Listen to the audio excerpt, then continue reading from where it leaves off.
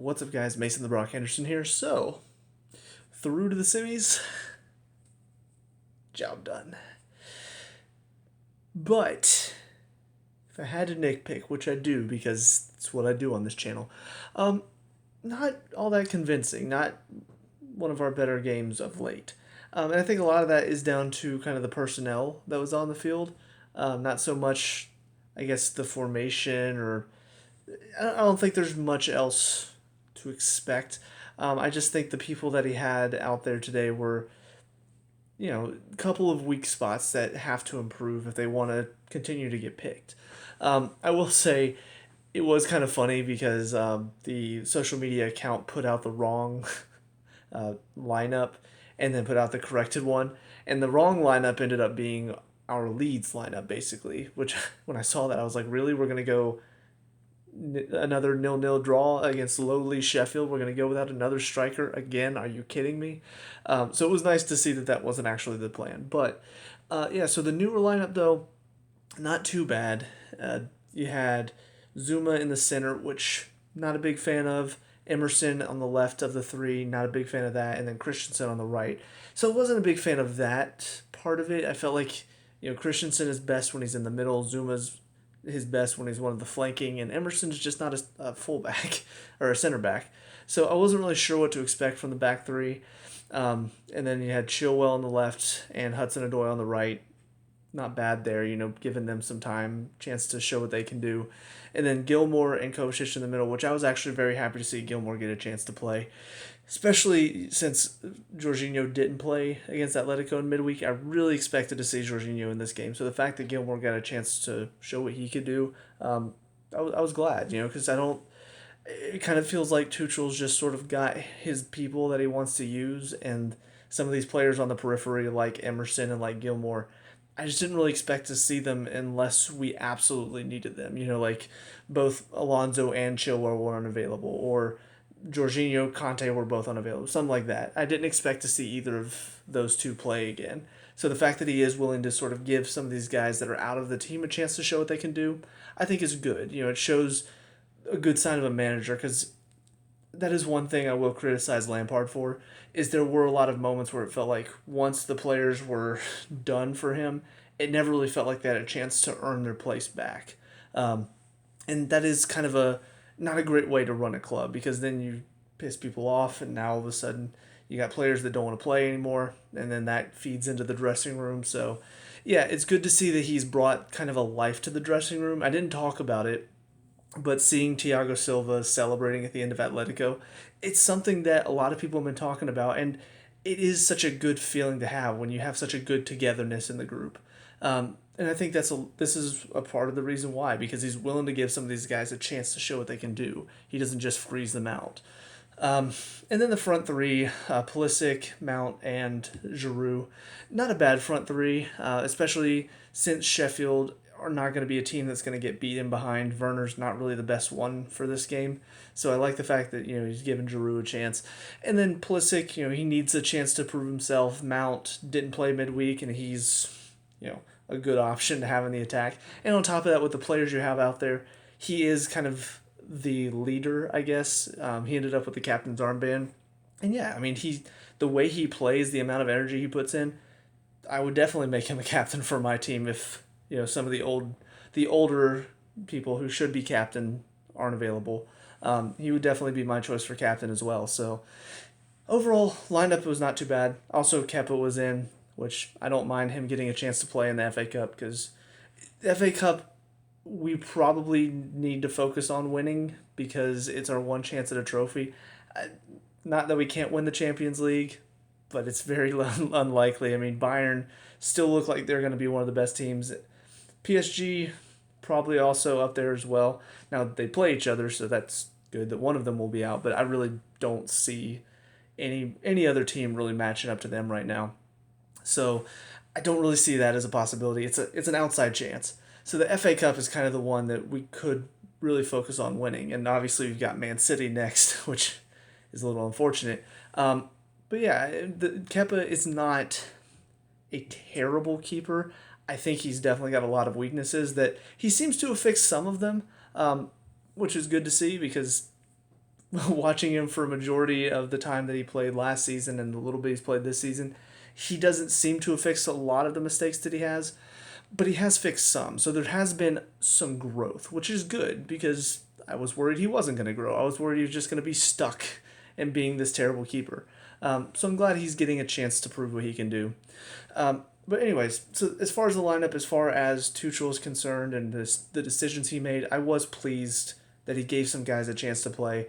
And while it was definitely a weaker lineup and maybe we should be focusing a bit on the FA Cup because it's a good chance to win, it definitely is a good chance to experiment as well, especially because it's Sheffield.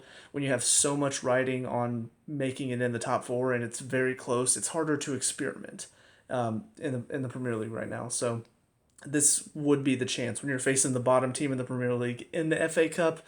Yeah, you can feel like you can experiment a little bit more. But anyways, on to the individuals.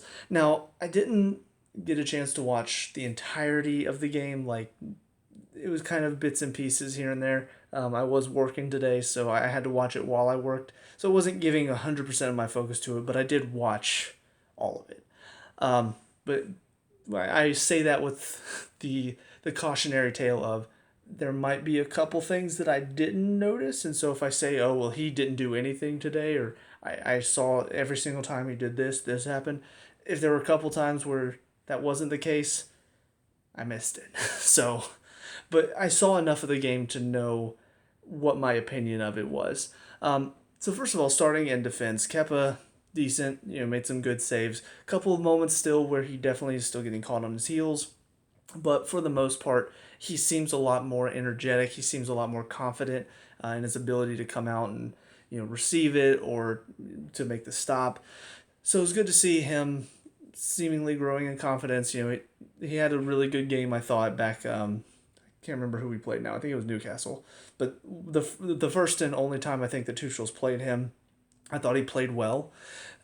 So to have another solid game, it's good to see. I like to see the fact that he can start to possibly challenge Mendy because then Mendy can't really let up. And having that healthy competition is always good to have in a team. As far as the back three is concerned, first half I thought they were solid. Second half is where I think everybody kind of dropped off a little bit. It just seemed to get a little bit slower as the second half wore on, and Sheffield was really putting on the pressure because, I mean, they're definitely getting relegated. It's just, there's no doubt about it. So this was their one thing that they could try to hold on to was like, can we push the semifinals of the FA Cup and maybe give ourselves a little bit of a confidence boost going into the championship that we can just bounce right back. So they were pushing for the equalizer like they should.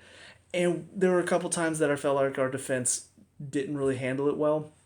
And obviously, Christensen came off for Spilicueta, so it's not like it was the same back three. But yeah, for the most part, I thought all three of them held their own defensively, did well when it came to keeping possession. But then as the second half wore on, all three of them just sort of dropped. And then Spilicueta came in and he wasn't really looking quite up to the same, I guess, level of play. And there were a couple moments that he got caught unawares of what's going on. So it was kind of a mixed bag for me, but I felt like that was probably our best play was in our defense because I felt like we didn't really let them have much of a chance. Yeah, they managed to poke through a few really good opportunities in the second half, but for the first half, we didn't really give them much of anything. I thought Zuma did a good job of sweeping up back there. That is one thing I will say. Well, obviously, with his feet, he's not as good. Defensively, he's looking more and more solid under Tuchel, which he was kind of looking a little shaky at first. And so being that sweeper, while he's not the best when it comes to the link-up play, when we have possession, when it comes to being a sweeper and truly just that's all he's there for is to defend, he does that very well. And so, yeah, he was a lot of the reason they didn't have much of a chance. But I thought Emerson defended well, which is not normally something I'm saying, so I was pleased to see that. Christensen looked solid. He looked like he was reading the game well enough, which is not something I'm normally saying about him either. So all three of them had their good moments. And then second half, like I said, there were just some moments of a lapse in concentration or instead of looking to keep the ball, keep the possession, we just looked to kind of get rid of it and it went right back to them, which then put the pressure right back on us. And obviously, I've talked before about, well, don't always look to keep possession. but there were moments when it felt like the option was there to keep the possession and keep our attack going. And instead, it just turned into, I've got nothing else, and just kick it away. So it was just kind of a little bit of panic as the second half wore on. Our fullbacks or wingbacks, Chilwell, I thought was okay. He did have the goal, and I think he also got the assist for ZX as well. First goal, yes, it was an own goal, but it was still a well struck ball. It's one of those where it's going toward the back post. There's a possibility that a player can get a foot on it, and if not, then there's a chance it could swirl and hit the post and maybe come back out for something, because he did put a little bit of bend on it. So it was a dangerous ball. It was well struck, and yeah, I think for most of the game he looked pretty effective in the final third, which has been a big struggle for him. So he's still got a little bit of growing to do from there, but what I saw today I felt like was a step in the right direction for him, and definitely a step in the right direction if he wants to start challenging Alonso for the position. So good to see that he put in a decent performance. Hudson-Odoi, though, took some steps back. And that's only because I felt like right wing back, he was a good option for this game. Because you don't really need your right wing back to be extremely defensive against Sheffield. Obviously he still needs to do his job, but he doesn't have to be Reece James working back and tracking back and doing all that stuff. He can be more focused on getting up in the attack and doing things, being the wide man. But he didn't really provide much today, and I felt pretty disappointed by that, because he has been. He has been providing, he has been giving us options, he has been creating chances. And today it just kind of felt slower. It felt like he wasn't as involved. Maybe it's because he's gotten used to playing as part of that front three. But I felt like what I'm used to seeing from him when he plays in the right wing back, I didn't see today. He wasn't giving us that outlet as much. And when he was, if he did get it out there, it didn't turn into anything. It just kind of dribble, and then he had to pass it back. Most of the time he's looking to take somebody on, which is why I think he provides more in the attack than Reece James. So I don't know what was going on with him today, but he definitely seemed he seemed a step behind what he normally shows. And that's, for me, that's disappointing to see from him, because he's a player that's been constantly stepping up as the seasons wore on, and then today it was just step down, and we didn't need that today. We needed it to be comfortable, so that way, going into the international break, it's like, yeah, easy game, and made it a little bit difficult because, we couldn't finish our chances. So yeah, take from that what you will, but a little disappointed in seeing that he didn't really provide much of a challenge for that left side. The two in the middle, Gilmore and Kovacic, I thought were our most consistent players. And that's mainly because they didn't really do anything wrong, but they also didn't really give us a whole lot going forward either. But they did their jobs well enough. They were efficient in there. And that's honestly, I don't mind that. Yeah, I don't mind having players where I can't bring to mind any moments of, oh gosh, like, I can't believe he did that, man. He almost cost us the game. He almost gave up a goal. There weren't any issues with that. Kovacic kept the ball very well. He's very good at dribbling out of situations, which I've said before. And then Gilmore is very good at distributing and keeping the ball moving quickly. He moves the ball quicker than Jorginho in there, which I feel like is a bonus. So, yeah, both of them I thought played well enough, but also didn't really do much to step out of that and kind of be like, yes, now I'm going to get up in the attack. I'm going to help out. So there is still that kind of caveat to it, but I'm okay with the fact that they were efficient. They did their jobs well, especially for Gilmore, who I feel like does deserve to play some more. Seeing that he did well enough and did his job well enough, yeah, it's good to see, because sometimes Jorginho doesn't do his job well enough. So you've got Gilmore who can do his job. And then the front three, all of them, not the greatest today. Pulisic, another very average game. I saw an article. I kind of want to watch the game again and just watch Pulisic and find out what they were talking about, because I think it was Joe Cole and then somebody else. I don't remember who the other one was now. But there were two pundits who were talking about, like, oh, Pulisic, man of the match today. He was fantastic. When? Because honestly, I just remember being very disappointed with a lot of what he was doing again. He didn't play terribly, but a lot of giveaways still. He's still not taking players on with conviction. He's still cheaply giving the ball away. He's still not providing that finishing touch or that shot that should be challenging the keeper. He won it back in a great position, and all he has to do is either slip it to Giroud or just pass it by the keeper. I mean, Ramsdale was caught off guard, so he didn't have a chance to completely close down the angle, and instead he loses his footing, which then allows Ramsdale to cover the ground, and now the angle's gone, so he tries to chip him, doesn't even get that much of a chip on it, like it hits him in the leg, which is barely off the ground. I'm like, that's a prime opportunity, and you wasted it.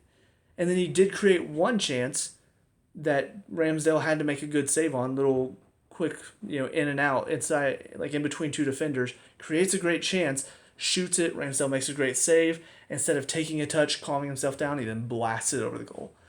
So even in the moments when he's doing something good and creating a good chance, the decision making all of a sudden goes away, and now he's wasting the chance.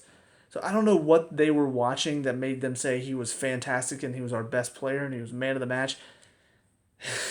He had a couple good moments, and aside from that, it was basically what I've been seeing. That's not good enough. I hate to be that person that's like, very strict and I want more, I expect more, but because of where he was, we should expect more. We shouldn't. This was not a great performance. This was a mediocre one. It was the same for Ziyech, against Atletico. Yeah, he scored. Yeah, he had a couple of good plays. I've still seen better out of him. I still want to see more out of him. Like if we're accepting that and saying, "Oh, he was on fire," that's exactly what we expect out of him. He still gave the ball away like 10 times. Like that's not good enough. And I know that they're human. I know that they make mistakes. Don't get me wrong. I'm not saying, oh, you can't make a mistake or else you're out. But there's still stuff to improve on. If we look at that and we say, oh, that was a man of the match performance from Pulisic today, how? We won barely 2-0. We scored at the very end in stoppage time to make it 2. Like, it was not that solid of a performance from us in the attack.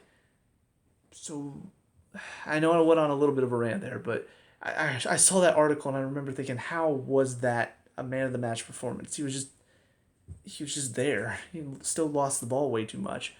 Giroud, again, I hate it because I really think Giroud should play more, and I do think he provides a bit more than Werner in some situations because most of the time Werner is just looking to get in behind, where Giroud looks to connect the play. And there was even a moment where ball goes up to him and he flicks it on. Pulisic reads it and he manages to latch on the end of it before turning backwards. But that's the type of stuff that I expected to see more of. Whenever Giroud plays, I expect to see balls into him and then he receives it or he flicks it on. He does something with it because that's what he does best. But it felt like the delivery today didn't really give him what he needed, and also it felt like he wasn't really capitalizing on a lot of the situations either. And I know obviously he's getting a bit older. He's not going to be able to do what he used to do, all the time. But it feels like his touch is starting to go a little bit. There are a lot of moments I can think of where bad passes or he passes it behind the player. Now they have to go chase it back. So there are a couple.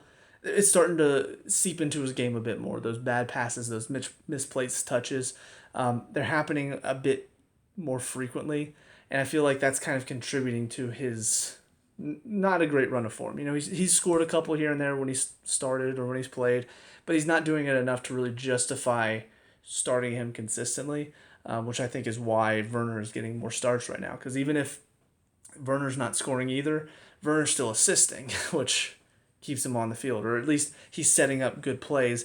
Giroud is not doing that as much, so he's also not scoring, which is why he's not really starting. So it's disappointing because I really do like Giroud and I like what he's done for us, over the past few years. But yeah, it's definitely starting to show that he's not really giving us as much as he used to. Which I also hate because then all the haters of Giroud are like, see, he doesn't have what it takes. I'm like, shut up. Just because he's 35 now, he can't do it anymore. All of a sudden, he was never a great striker. Like, idiots. And then the final one, Mason Mount, was just very energetic, but it felt like he was a step slower today than I'm used to seeing him. I remember thinking this too against, I think it was Leeds. It felt like he was just a step slower than all the opposition players. So normally where it feels like he's always one step ahead, and he's always ready to make a move or turn a player whenever they're trying to pressure him. Past couple games that he's played, it feels like he's not really reading the situation as well. And so normally ball comes in, pressure comes from behind, he knows what he wants to do with it, so he's either turning or he's laying it off. Now it's kind of turning into receives it, picks his head up, doesn't know what to do with it, pressure comes in, now he's trying to keep possession, sometimes he loses it. He's just not really providing that same attacking focus that we've seen from him throughout the season. So I feel like I don't know what's going on there. I don't know if it's a mental thing. I don't know if it's a physical thing, but he definitely seems a little bit slower to react to situations than I've seen from him previously. So hopefully that can change soon. Let's see. Substitutions that came on. This is where my mind is a little bit more muddled because, like, again, I was kind of watching in bits and pieces, trying to make sure I kept up with everything while still working. I know James and Aspilicueta were the first two to come on. They came on for Christensen and Giroux, so that pushed Hudson-Odoi up the field, which didn't really change much for us in the attack. I mean, we were creating some counter attacking opportunities, but not really enough to like threaten, unfortunately. But yeah, having a bit more pace up top did help, and having James to be a bit more of a defensive rock helped as well. And then Spilicueta came on for Christensen. I don't know if that's kind of he was sick in the midweek, so maybe he's still recovering from that, and they couldn't go 90 minutes. But yeah, both of them came in. Aside from like the first 10 minutes, I thought they played well, because the first 10 minutes, it seemed like they weren't quite ready, because that's when they created the one header from a McGoldrick that went wide. And then also there was another chance that was created from, I think it was Fleck maybe. But yeah, just a couple of chances came from that side. And I just remember thinking, like, we brought you guys on to be more defensively stable. And it feels like you're not really reading the play well right now. So let's get up to speed. And then they did. And then we were mostly fine. And then Ziyech came on for, I think, Gilmore. And Havertz came on for, I believe, Hudson-Odoi, I think. Pretty sure. But that pushed Mount back to be Kovacic's partner. And Havertz was the main man going forward. And then Ziyech came on, and he was just one of that front three as well. So, it was just provided a bit more, I guess, change in the attack, something a little bit different. Havertz, he's got a bit more of a touch about him right now than the three that started. So it provided that kind of quality up front, the ability to send it up to somebody, and he's got a good touch, and he's going to keep possession for us for a little bit, which takes pressure off our defense. And I thought Havertz played well enough. Ziyech obviously got the goal. Didn't see quite enough of them to really give a good judgment on their performance, but I thought both of them came on and did their jobs well. And then Conte, I thought the same thing. I think he came on for Pulisic, maybe. But I know he went back to where Kovacic was, and it was the two of them in the midfield. And he just came on, defensive buffer. So it was not for that long, I don't think. So essentially, it was just to kind of close out the game. But overall, I mean, it's another win, which is fantastic. And the run we are on right now is amazing. And that's something to be said. We've gone on a great run. We've won, I think, 10 out of the 14 games? I think we've drawn 4 against Leeds, against Wolves, against Southampton. I think there was one more we drew. I don't remember what it is now. But, I mean, we're undefeated under Tuchel. We've kept several clean sheets in a row. There's definitely something to be said about what he's done for us defensively, because we're not losing games, which is fantastic. But there's still that danger of you're not always going to keep a clean sheet. I mean, even if you're the best defensive team ever, you're still going to give up a goal eventually. Like, it's going to happen. So we got to prepare ourselves for that by making sure that our attack can cover us whenever that goal does happen. Because thankfully we haven't had to rely on our attack that much, because we've managed to get that one goal that ekes us over, or we've had to settle for a 0-0 draw like against Leeds. But we've still, for the most part, managed to eke by with 1 or 2 goals. We've been fine. But there's going to come that game where somebody's just not firing, or maybe somebody gets sent off, and now you got to be a bit more clinical in the attack. We got to be ready for those games because those games you only have a couple chances. And if you don't finish and the other team manages to get the one or two that they need, now all of a sudden there goes your unbeaten streak. So I just feel like we still are not quite prepared for that game yet. And maybe it'll come whenever we face Man City, in the semifinals. But yeah, there's that positive and negative to it. I feel like the run we're on is a great positive, and it's something that should not be ignored. It's obviously fantastic, but we also should not ignore the negatives to what we're doing right now. The fact that we're not really scoring enough to show that, oh yeah, we've got both sides of the play down pat. There's still that side that he's got to find the answer. And I mean, so far in the past few games, we have shown a lot more desire to get forward. It's not been the possession-based focus that we've seen under Sarri and under Lampard. So that's been a change after the first several games where I was upset because nothing changed. He has changed it now to where it feels like we are more focused on getting forward. We're not settling for just passing it backwards all the time. But there's still the lack of clinicalness. I don't know if that's the right word. Clinicality? Maybe? I don't know. We're still missing that. So until we can get there, I don't think we're quite going to be up to like Man City's level, but I think we're definitely top four material right now. I mean, without a doubt. But yeah, going forward for next season, and obviously all the rumors about Haaland coming, I'll talk about that on my next podcast that I do for Chelsea. But yeah, that's still the one thing that we're lacking, and I don't know if that's more of a player thing or more of a manager thing. If he's just not really setting us up to be that clinical, or if it's just the players lacking confidence and they're shooting, and so they're less likely to shoot. But whatever the case, it's the only thing we're really missing right now. Because aside from that, we're doing everything behind the ball, defensively. We're doing all that fine. We're rarely giving up chances.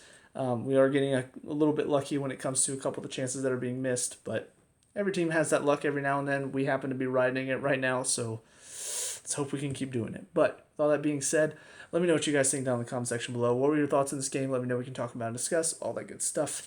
Leave a like and subscribe for future Chelsea reviews, and I'll see you guys at the next one. Peace out.